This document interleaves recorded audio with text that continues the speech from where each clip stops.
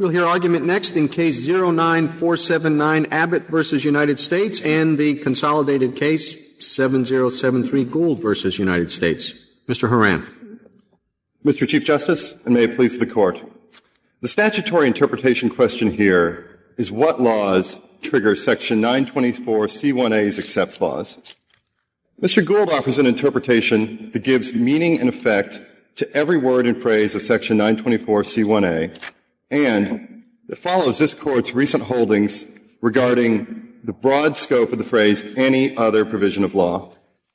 The government, on the other hand, advocates a narrow construction that is not supported by the text and defends it primarily on the basis that Section 924C supposedly should always produce the most severe mandatory minimum sentence for every defendant. Respectfully, the government's interpretation is incorrect. Its reading gives no practical effect to the phrase any other provision of law, and the government has not cited and has yet to even attempt to distinguish this Court's recent interpretation of the very same phrase, any other provision of law, in Republic of Iraq v. Beatty just last year. Unlike the government's, Mr. Gould's interpretation is true to the text, is true to this Court's holdings, and is true to Congress's evident purpose in 924C1A and in particular in its except clause. If the text of this is so clear, how is it that Mr. Gould and Mr. Abbott propose different interpretations of this provision? Your Honor, as an initial matter, I would note that I think our interpretations are not that far apart. But they're not the same, are they? They're not. And our interpretation, we believe, is the closest to the actual text. Our interpretation requires reading no language into the text. There is a missing prepositional phrase in this, in the provision that we're looking at. It says, except to the extent that a greater minimum sentence is otherwise provided for what? And all of you are filling in the prepositional phrase. For an offense of conviction, for an offense that's part of the underlying transaction, for a violation of this particular provision or one that's very similar to it. There's just no way of getting around the fact that something has to be read in there. Something is implied. Isn't that right? Your Honor, respectfully, I believe under our interpretation, you do have to understand something to be in there, but we are not actually reading anything into the text. That's the reason, to be sure, the words any kind of conviction are not in there. However, the most natural reading of the text, without adding anything to it, is that 924C1A requires at least a 5-year minimum sentence, in addition to any sentence for the predicate drug trafficking or violent crime, except to the extent that a greater minimum sentence is provided for the defendant by subsection 924C or by any other provision of law. So that means there would be no punishment, added punishment at all for the possession of the gun. That is, you have the possession with intent to distribute, no gun involved, and you get 10 years mandatory minimum for that. That automatically would wipe out any add-on for the gun under your reading. Yes, Justice Ginsburg. And to follow on that, it is true that our interpretation, we think that the plain text dictates that if the except clause is triggered, the lesser mandatory minimum sentence under 924C1A shall not be imposed. That is. You keep saying that you're not reading anything into the statute under your interpretation, but you are. You're limiting the any other provision of law to any other provision of law specified in the charging, in the counts of conviction, correct? That is, yes, Your Honor, we are recognizing that limitation. So you said to Justice Alito that you weren't reading anything in, but you are. You're reading into it that the other provision of law to refer to counts of conviction at sentencing, correct? That is correct, Your Honor. All right. So why is that reading logical? Meaning it's giving no extra punishment for the possession of the firearm. Your Honor, two things. Which was, I think, Justice Ginsburg's. Yeah, I think you weren't finished answering my question. If I may, and then I think it will help in answering your question, Justice Sotomayor. That's correct. The only thing I would say, the thing I would additionally say, though, is that there is, under the sentencing guidelines, which must be applied even now as to provide a recommended range, there would, in each of these instances, be a firearm enhancement that enhances the underlying predicate offense's sentence that the defendant would be facing and the district court would work. So, but that's not mandatory. That is no longer mandatory. That is correct. And with regard to your question. So you're saying that the gun possession can be accounted for by the judge as a matter of discretion using the guidelines, but there's no mandatory add-on. Yes, Your Honor, that's correct. There would no longer be a mandatory sentence or mandatory additional punishment for firearm possession. And I suppose the prosecution can alter the consequence based on what it chooses to bring in a single prosecution. I mean, if it has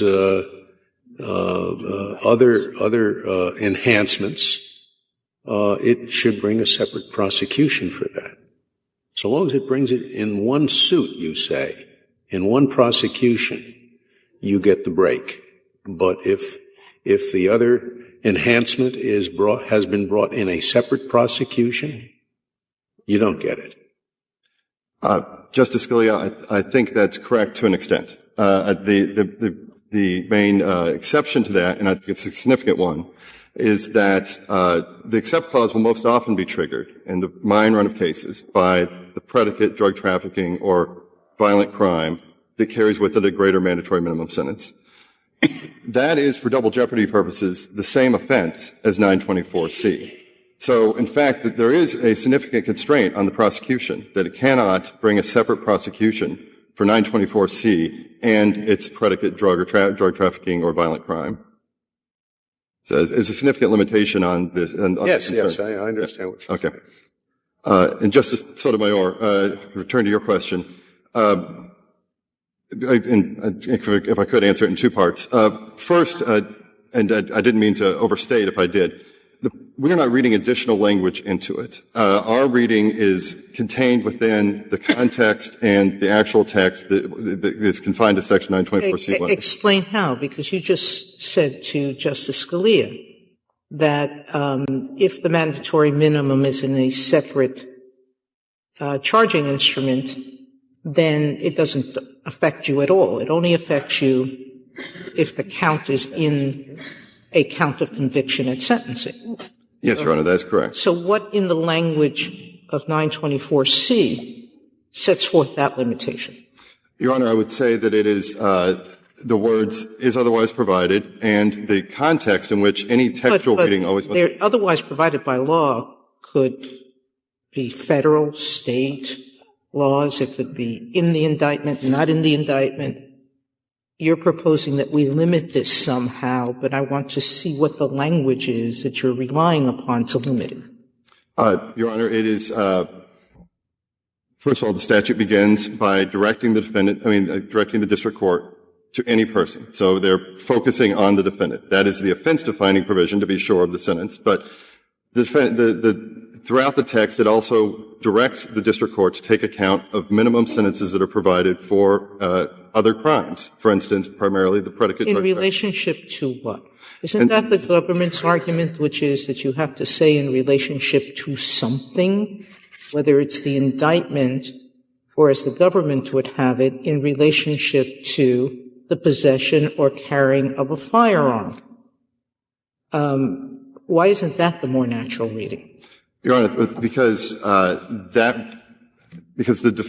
statute as a whole is essentially instructions to district court on how to sentence a defendant, if at all, for the 924C1A offense. It directs them to, after considering that it's the person in front of them, to impose a sentence of 5 years or less in addition to the predicate, any penalty for the predicate drug trafficking or violent crime, except to the extent that a greater minimum sentence is otherwise provided. The natural reading of that is, it must be, that is greater minimum sentence is provided for that defendant, that is before the particular district court with the particular offenses that he has before him at sentencing. Don't most crimes of violence and drug trafficking carry more than a 5-year sentence? Many of them do, Your Honor. In fact, those that carry a mandatory minimum sentence largely carry, all carry, in fact, 10 years. There are some both predicate drug trafficking offenses and predicate violent crimes that carry either no minimum at all or a mandatory minimum of 5 years or less, and so would not trigger the except clause. So let's suppose somebody commits a rape and a maiming in the same in the same criminal act. You're saying that the prosecution, and let's assume it's his third violent crime, so he'd get the enhancement as being a 3-time violent crime loser. You're saying he can get that enhancement and the enhancement under this gun. He had a gun at the same time. He can get it if the prosecution charges rape in one prosecution, for which he'll get the 3-time loser enhancement. And then in a separate prosecution, it charges maiming and the use of a firearm. Then he gets both enhancements, right? That's correct, Your Honor. I'm not sure if that's right. I think that this may well apply to the crime that is being prosecuted, where the crime is defined as a real offense in the world, with limitations put on that term by the guidelines. I would think that would be a natural reading, in which case you'd look to the conduct of the person. And if the conduct of the person is such that it calls for a mandatory minimum of a certain kind, there we are.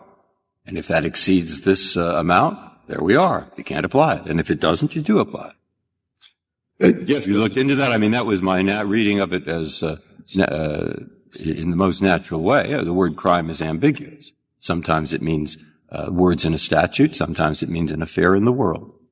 And I thought this one probably meant the affair in the world. Well, in answer to your question, Justice Breyer, in answering Justice Scalia's question, my assumption was that there were, in fact, mandatory minimums such that this would play out with one being greater than the other. Well, he's disagreeing with you. Your theory, you're not reading it crime to mean an affair in the world. You're reading it to mean a particular prosecution for a particular violation of a statute, right? No, that's correct. Yes. Yeah, well, read it that way. You must read it as an affair in the world. If that's so, then this gives tremendous power to the prosecutor to decide what the sentence will be in terms of how he manipulates the charge. And I thought that probably this, read with the guidelines, is designed not to permit that. It's to minimize the discretion, not to maximize. Your Honor, there will be circumstances in which the prosecutor and the government, based on how it makes its charging decisions, can affect the floor that's created by the minimum sentence. This is a different situation than Deal, which is actually determinate sentences. It's not actually a circumstance where the government can determine the punishment itself. That would still be to the district court. But we maintain this is the most natural reading. And in fact, for instance, when this concern came up in Deal, that was to confirm the most natural reading of the plain text. The government would actually turn that analysis on its head under these circumstances. Justice Breyer's reading of it, what your co-counsel is advocating, what Mr. Abbott is arguing? No, Your Honor. No. I mean, I don't know if it makes any difference. I mean, has there ever been such a case where the prosecutor worked this in such a way that he would produce this? Are you aware of any such case ever happen? No, I'm not aware of that, Your Honor, in part because the except clauses, there aren't that many instances of the except clause having been actually applied. There's never been the incentive to do so until we accept your interpretation. Then there will be the incentive to do so. There may, Justice Scalia, there may be some incentive to do so, subject to other constraints, including the usual practice of charging, for instance, most offenses that come under the same transaction in the same indictment. There will be counter incentives, to be sure. Your Honor, in addition to the fact that our interpretation does not involve, we think, adding anything into the text that others must, we think it advances an evident purpose that Congress had in this, which was to ensure that a defendant who is convicted under 924C1A receives some sufficient minimum punishment. After the 1998 amendments, Section 924C1A was trafficking, in essence, in minimum sentences, and that's what this is about. So this way, a defendant will receive a sufficient minimum sentence by way of 924C. I see that my time is up. Mr. Abbott will be represented by Mr. Ryan at this time. Thank you, counsel. Thank you. Mr. Ryan? Mr. Chief Justice, and may it please the Court, I'd like to spend some time on the second question in our petition regarding whether other firearms offenses are included within the scope of the except clause. But before I do, I'd like to make a couple of points about the first question, which is common to our case and to Mr. Gould's. Justice Sotomayor asked, why isn't the government's reading the most natural? And the answer is pretty simple. The government's reading leaves one half of the effect clause with absolutely no practical effect. The government has, in its current interpretation, suggested that the except clause applies to one provision of law outside of 924C. That's 3559C. And yet, with respect to that provision, the except clause does absolutely no work, both for practical reasons and because of the way 3559C is written.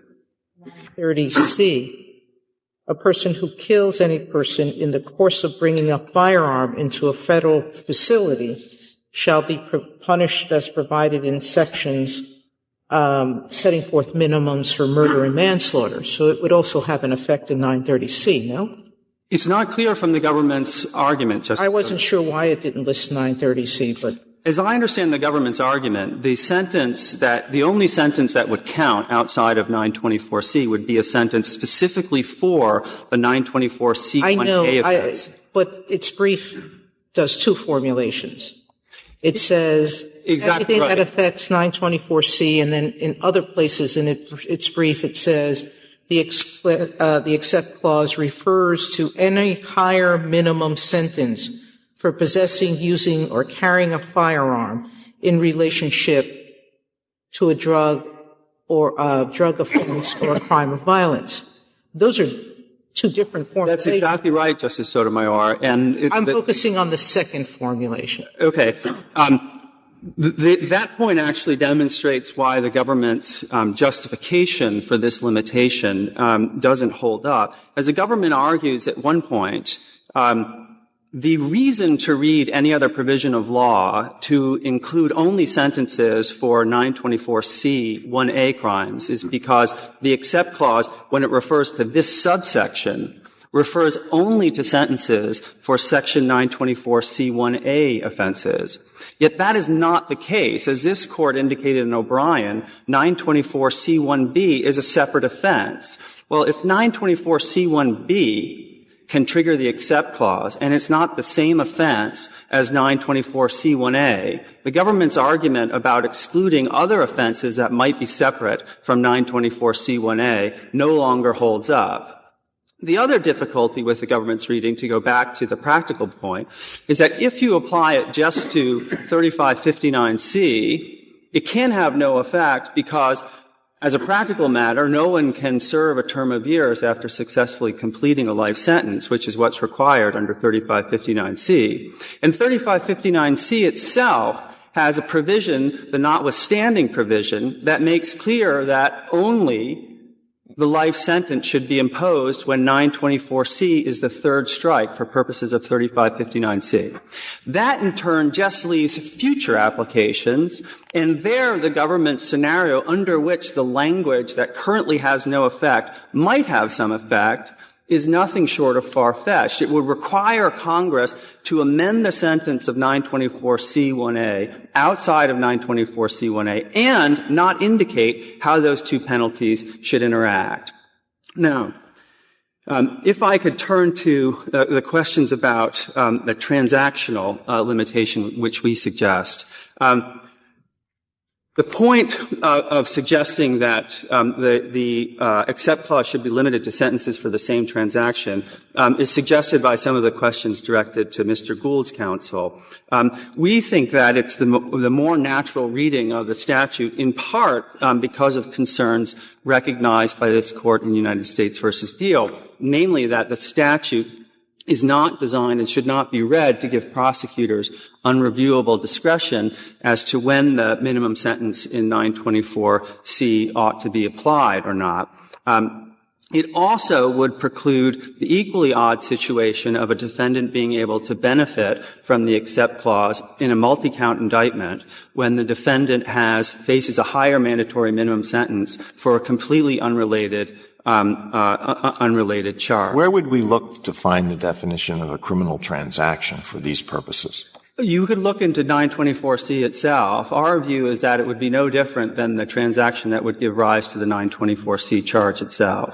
And so for that reason would necessarily include the predicate offense or another firearms offense. What if there were several 924C offenses committed during a rather brief period of time? What if on the same afternoon an individual engaged in a number of drug trafficking offenses and during each of those used or carried a firearm? Would they be part of the same criminal transaction? No, just as different transactions can lead to multiple 924C charges, which is what happened in Deal, that could also occur here. Well, you say different transactions, but I'm looking for the definition of a criminal transaction. The criminal law has labored with this for a long time. It's not a self-defining concept. Is it a criminal transaction? No, it's not, but, Your Honor, but I don't see how it would be any more difficult to determine the transaction than to look at what would constitute the 924C offense. It would be the same set of operative facts that could lead to a 924C charge, which would count as the transaction. Mr. Ryan, I thought that you had three positions, and now you're talking about the second one, which is any greater minimum sentence arising from the same criminal episode. But I thought your first position was any greater minimum sentence applicable to the defendant at sentencing. That's Mr. Gould's position. Our position is limited to the same transaction. Our alternative position, which I'd like to turn to now, well, the way it would have to work is that there would have to be a previous conviction. Now, if I could turn to the firearms argument. Our argument here is straightforward. Excuse me, before you go on, your last remark, it has to be a previous conviction. So why doesn't that leave it in the hands of the prosecutor whether to bring that conviction, that other case, prior or subsequent? I misspoke, Justice Scalia. You're exactly right. It would include uncharged. It would prohibit prosecutors from being able to use charging instruments to determine whether 924C would apply. I was thinking of a particular example, but in the general case, you're right. I apologize for that misstatement. Now, if I could just spend a little bit of time on our second question. Our argument here is fairly straightforward and fairly modest, and it relies on the fact that 924C is essentially a firearms offense, and the punishment provided in the different paragraphs in 924C are primarily about firearms. And so in looking to determine the meaning of any other provision of law, it is quite natural, as both the First Circuit recognized and as the government recognized in Whitley, the Second Circuit case, to include provisions of law outside of 924C that punish firearms offenses. Now, to be sure, this particular limitation is not commanded by the plain language of the statute and rests, like the government's argument, on context and purpose. But the difference is that this argument still gives some effect to the except clause. It would apply, as here, to other firearms offenses outside of 924C, like the Armed Career Criminal Act. Well, it gives a broader effect. It gives broader effect to the accept clause, but the government's argument gives effect to the accept clause, doesn't it? It gives no effect. 3559C, which was enacted at the same time as this accept clause, wasn't it? And makes explicit reference to 924C. 2 points, Justice Alito. First, the government's reading has no practical effect. It leaves the accept clause with no practical effect. You could take the accept clause away and there would be no difference in terms of the sentence under 3559C. As for the enactment of 3559C, the government's argument is actually different. The government argues that when 3559C was amended to include possession, it was at that point that the accept clause also entered into 924C. The difficulty with that argument, as we explain in our brief, is that 3559C was already linked with 924C insofar as both addressed use. And because 3559C and 924C were already linked, and the notwithstanding provision within 3559C indicated that if the 924C offense is your third strike, you get the life sentence. That's it. Well, the fact that Congress then amended 3559C to make another connection with 924C can't possibly explain why there's a sudden need for the accept clause. But the question is an important one because it goes to the fact that the government has offered 3 different interpretations of the language in this case. The first, one of the first was in Whitley, where it suggested any other provision of law includes other firearms offenses outside of 924C, provided that they impose a consecutive sentence. That argument was rejected for the idea that instead 924C's accept clause actually applies to no existing provisions of law. And now the government argues that it applies to one, 3559C, and it's come up with a new theory as to why the accept clause exists in the first place. But that theory doesn't hold up, and the government's shifting interpretations, if nothing else, suggests that the government has not hit upon the most natural reading. But you have offered 3 different readings, so one can't say that this statutory text has a clear meaning, which I think is your first argument, that it has a clear meaning, and yet we have Mr. Gould's reading and then the 2 readings that you've offered us, same episode and same gun. Yes, Justice Ginsburg. We think our first argument is the most natural and the clearest, but I take your point, and the only response I would make is if shifting interpretations or different interpretations suggest that at the end of the day the language is ambiguous and grievously so, under the rule of lenity, we ought to prevail. So I'm perfectly comfortable with that conclusion. If there are no further questions, I'd like to reserve the remainder of my time for rebuttal. Thank you, counsel. Mr. McLeese. Mr. Chief Justice, and may it please the Court. A district court judge imposing— Counsel, could I just ask one simple question?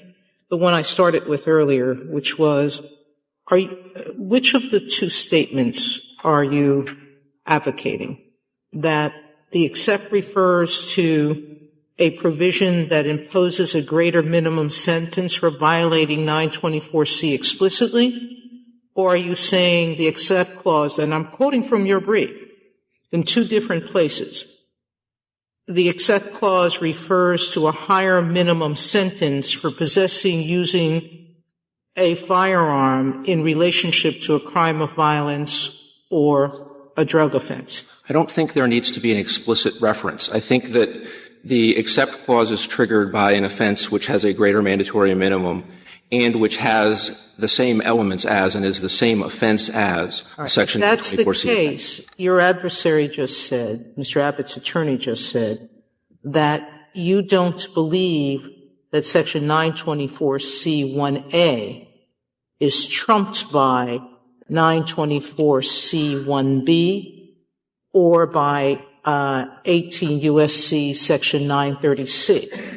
Is his allegation correct, or is he wrong? He's incorrect.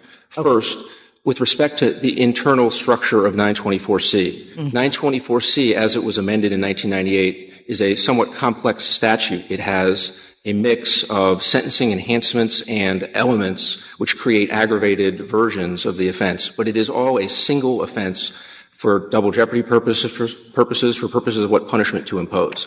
And therefore, the except clause operates consistent with the definition I just suggested quite sensibly and tells a district court judge imposing sentence, if a defendant has brandished a firearm and also discharged it, you pick one of the 924C menu items. They are all a single offense, and you impose a single mandatory minimum sentence that is the greatest of those which are applicable. Now, with respect to 930C. I'm sorry. So that if he discharges a firearm and it says it's a sentence in not less than 10 years, and that firearm is also a short-barreled rifle with a 10-year minimum, does he get 10 years or does he get 20 years? He gets 20 years. How? Because the except clause says, look to your defendant, look to see whether there is any provision of law which carries with it a greater mandatory minimum, which punishes the Section 924C offense. In that instance, there are two. One of them provides for a 7-year mandatory minimum. One of them provides a 20-year mandatory minimum. So if it was a machine gun where there's a 30-year minimum, does he get 40 or 30? He gets 30.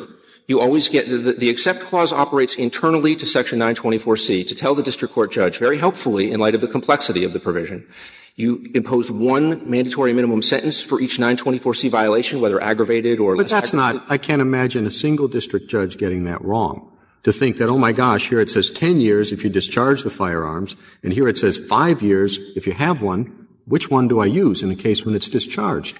You don't need a provision. If your argument can't be that this language is to make sure the district judge knows in that case to use the 10-year rather than the 5-year. That point, Mr. Chief Justice, applies in support of our position because everyone agrees that the primary function, the first half of the except clause, does exactly that. That's all it does. It does nothing else. To the extent the except clause says, except to the extent a greater minimum sentence is provided by this subsection. But that would the only function that would include B. B is part of the same subsection, isn't it? Yes. So, I think what the Chief Justice says is very obvious when you're just talking about C1A. But it isn't obvious to me that if the firearm is discharged and in addition it's a machine gun or destructive advice, that you'd only get the 30 rather than the 30 plus 10. Quite so. And that isn't obvious to me. And the except clause would handle that. Correct. And it's important to realize when — Well, I guess things are obvious to different people. I would have thought it'd be odd to say when there are increased minimums that the highest minimum applicable isn't the one that applies. I agree with that, but it's important to realize that another issue that a district court judge might confront is whether you should accumulate them. So it should be, as Justice Sotomayor's question suggested, if there are several available, that you get 20 because it's a machine gun and 10 because it was discharged. And from the perspective of busy district court judges, a provision which says in figuring out how to sentence a 924C offender, you don't have to look through this complex statute, figure out which are sentencing enhancements, do some double jeopardy analysis. All you need to do is simple math. You are directed to look to, of all the ones that are available, the one that is longest of the mandatory minimums. And what the point I was trying to make, though, Mr. Chief Justice, is all of this, the idea that it really isn't that critical even to clarify in the first half of the except clause what to do, is consistent with our position, which is the except clause altogether, both internally to Section 924C and as it reaches externally, is about clarifying something that may be true district court judges otherwise would have been able to figure out had they done a lot of analysis. But it makes it much simpler, and the practical utility of it is to clarify a sentencing judge's options with respect to a statute that had been made much more complex. But the meat of your argument focuses on 3559C. Right? There is this significant provision out there that does provide a greater mandatory minimum. And I just don't see as a practical matter why people would worry about that. Under 3559C, you get life. And you're saying, well, they put in the except clause to be sure that the judge would add another 5 years at the end of a life sentence. Mr. Chief Justice, I think the effect of the except clause is the opposite, which is it makes sure that a judge imposes only life and does not add additional sentences. Yeah, I agree from the perspective of a defendant that may not be most consequential. But this is a provision which, taken as a whole, was clarifying not just externally to 924C, but also internally what district court judges should do with the complex menu. Okay, well, just so I make sure I understand, the basic point you're making is that there are some things under your reading that this deals with. One is the internal point, and we can disagree as to whether that's necessary or not. And the other is 3559C, where it seems to me it doesn't make any difference whether you're in there for life or life and the additional 5 years. I agree it's not practically significant to a defendant, although sentences of life plus additional terms or consecutive life are not at all uncommon in the code. But it is of significance to district court judges who are trying to figure out what sentence to impose. And what do you do with 930C? Don't leave without answering my question. Yes. I do not interpret 930C as subject to the except clause. I believe it is a separate offense with different elements, and under the double jeopardy analysis that would apply, it is possible. Your answer to me was you read the except clause as applying to any higher minimum sentence for possessing, using, or carrying a firearm in relationship to a drug offense or a crime of violence. Isn't killing a person a crime of violence?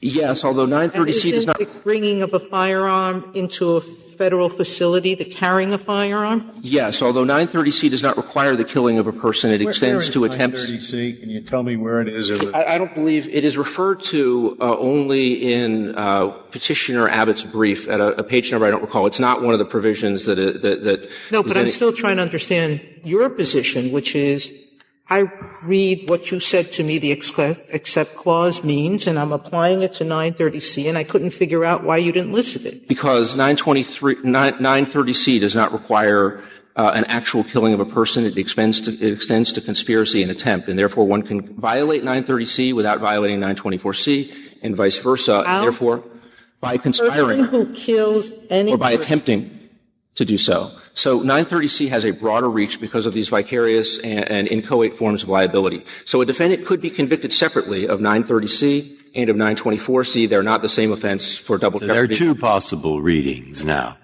of the except clause where it says the words are this subsection doesn't apply where a mandatory is where any other provision of law sets forth a higher mandatory.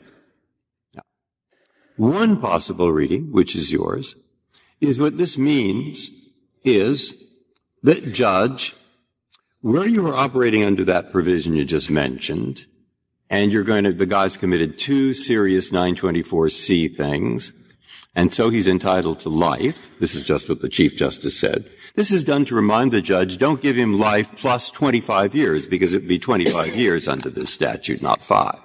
That's one possible reading. The other possible reading is, judge, where in fact you have you have the underlying drug offense that's going to get you up into the 30s, and it's, in the guidelines, it's going to be probably 10, 5 years or whatever it is. You have a pretty high drug offense already.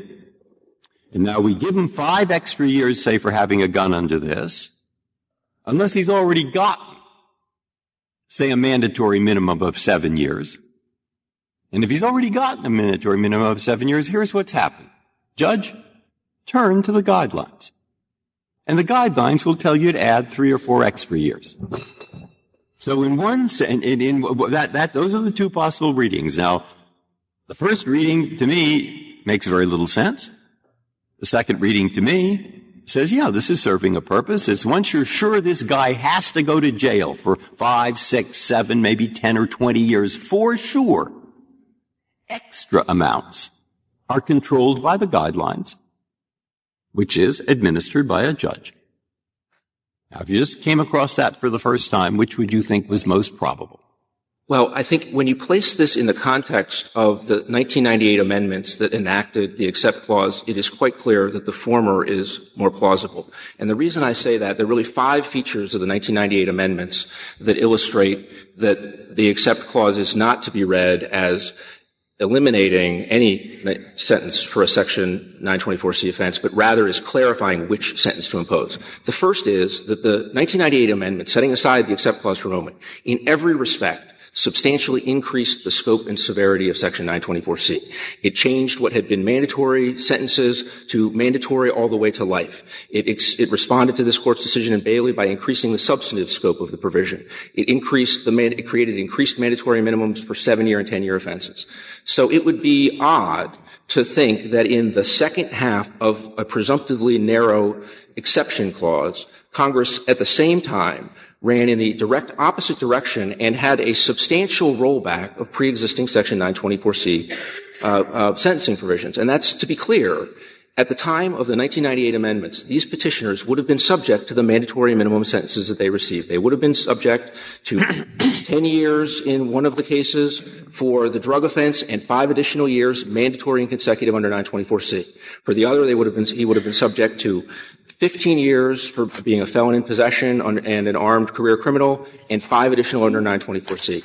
So one of the features that is key is putting this in the context of the 1998 amendments, which were in every respect. But it does subject them to less, at least with respect to those enhancements set forth within the subsection itself. That is true, but that is not a rollback of pre-existing provisions. Why? It's a way of because none of in prior 924C law there wasn't a body of law that would have given anybody who would get the benefit of the except clause under 924C a higher sentence.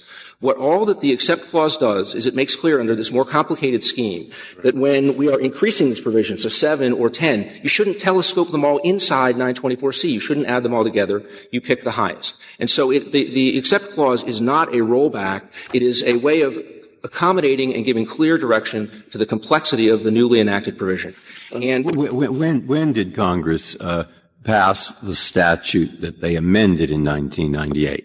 The one with you're saying, I mean, it's a good point. You have a point that this would make it more lenient, the interpretation. But the it was passed when?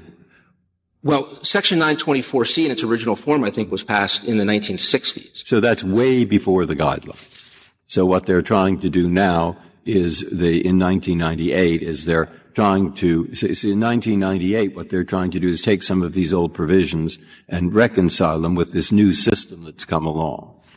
So I agree you have a point there, but it does make a certain amount of sense because what it's saying is, in these cases, where you have a WAPO, mandatory minimum anyway, so you're sure you've got them. Now the additional amount will be controlled by the guidelines, which are subject to not much discretion. They're pretty close to mandatory minimums, but there's a little wiggle room.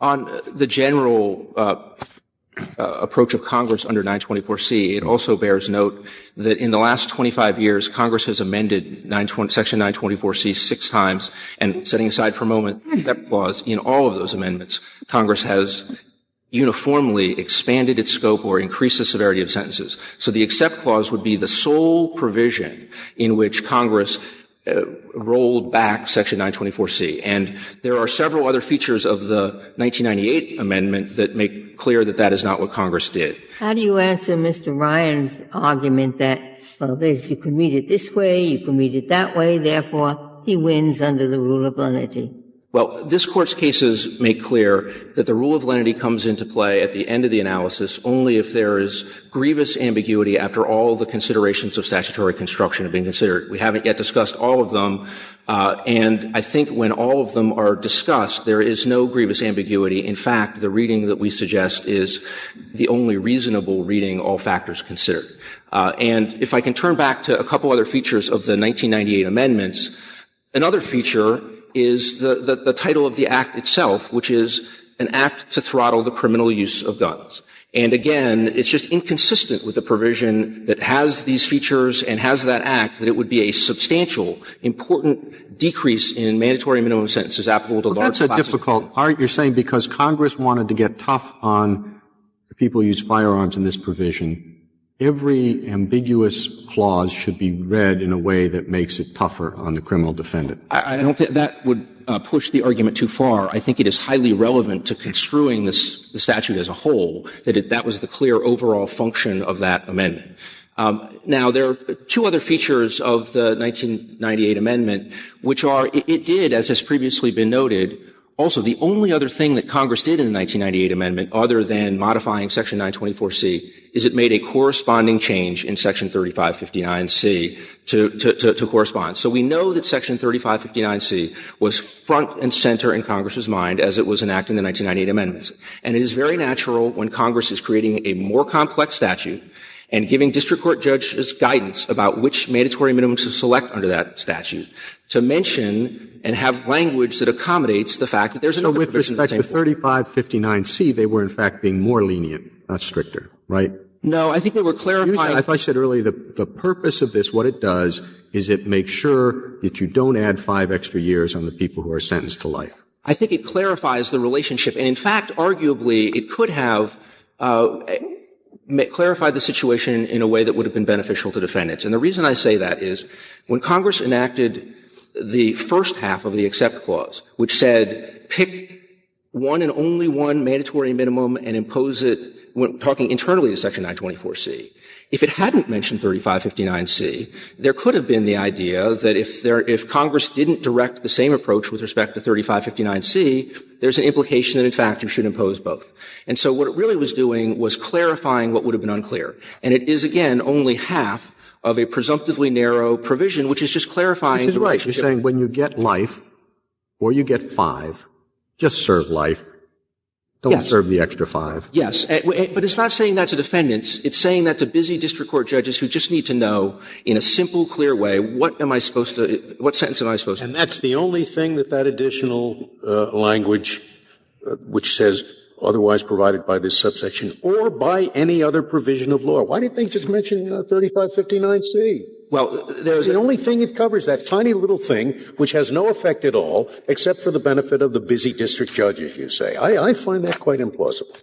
Well, remember that it was, although it is not hugely consequential to defendants, it was a provision that Congress was directly considering then. But there is another function, which is it creates a default rule for future similar provisions like 3559C. And so it's not limited to its function with respect to 3559C. It also serves, as Congress often provides, a default rule. And so, again, there is a fifth feature of the 1998 amendments for those of whom this is concerned, which is the legislative history of the provision strongly corroborates our interpretation. Strongly. What is an example? You're saying this thing also serves the purpose that perhaps someday Congress will pass a new statute, a totally different one, and a busy district judge might think that he should add the 5 or 25 years from this provision onto whatever sentence this hypothetical new statute provides, but this will tell him not to do so. Did you have anything in mind? Well, there are other provisions that, like 924J, which do provide sentences for 924C offenses that are codified elsewhere in the code. And with respect to other offenses, that's also quite common. So there's nothing implausible about the idea that — I take it in those other offenses there are other things in the code.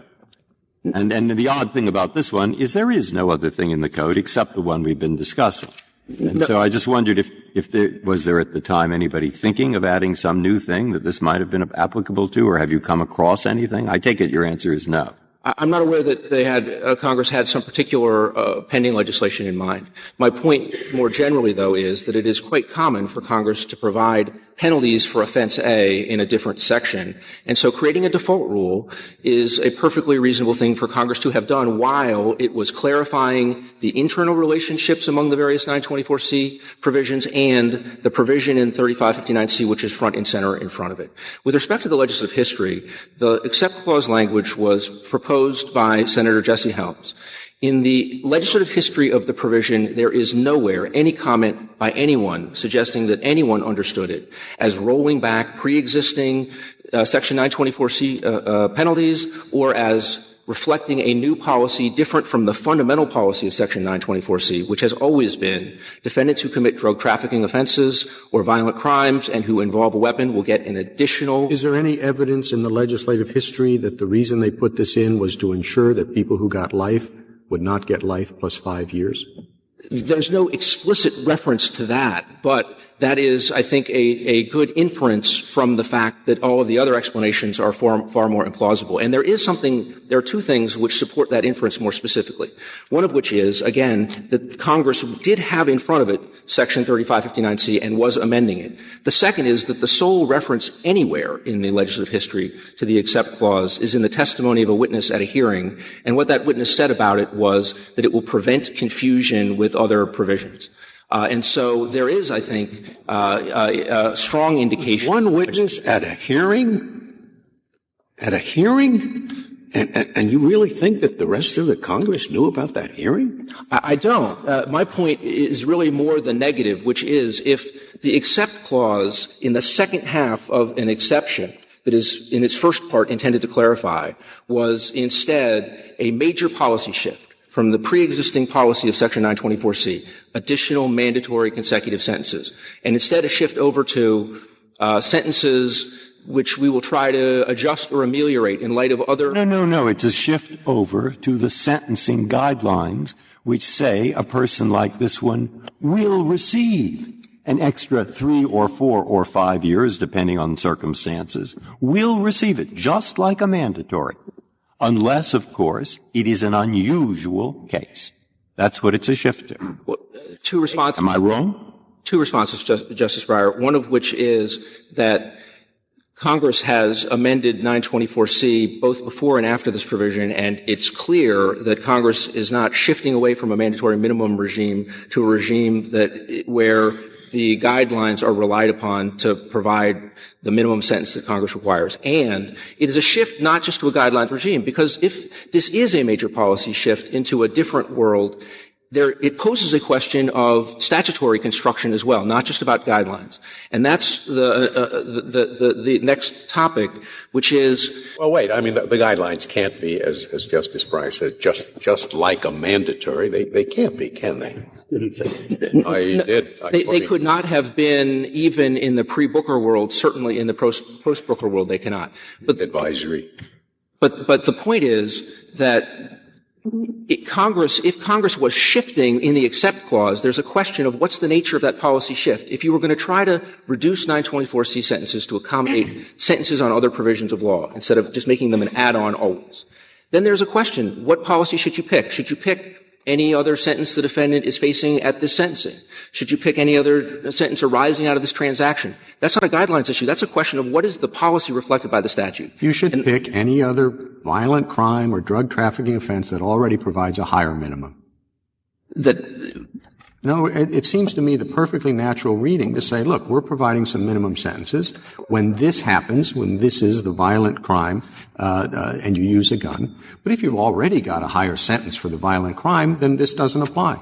That is a possible policy to be sure, but one thing is certainly not the only reasonable policy. You could focus on the transaction, or you could focus on what the defendant is facing at the sentencing. All those are among the policy options you would consider.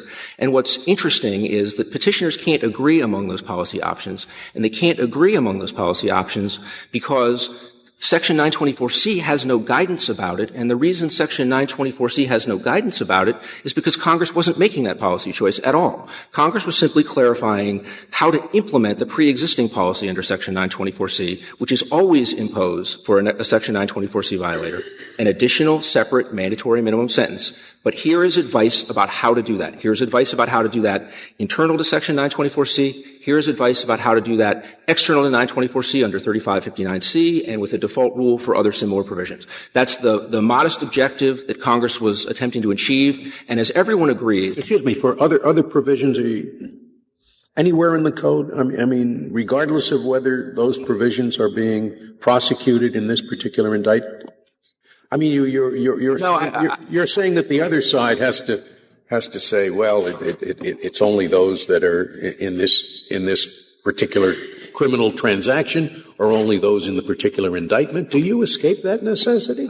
I think we do, and the reason we do is because in our view, this provision operates only when you're talking about prosecution for the same offense in double jeopardy purposes. And so it's not possible for, under our submission, for the government to prosecute somebody for one of these variants of Section 924C and then come back again later and prosecute again and manipulate the overall structure of sentences, because they are the same offense. If you move outside that into things that are not the same offense for double jeopardy purposes, then the prospects do open up for irrational patterns of outcome based on the order in which things are prosecuted, and in addition, irrational patterns of the mandatory minimums based So how on— is your reading different than Mr. Abbott's?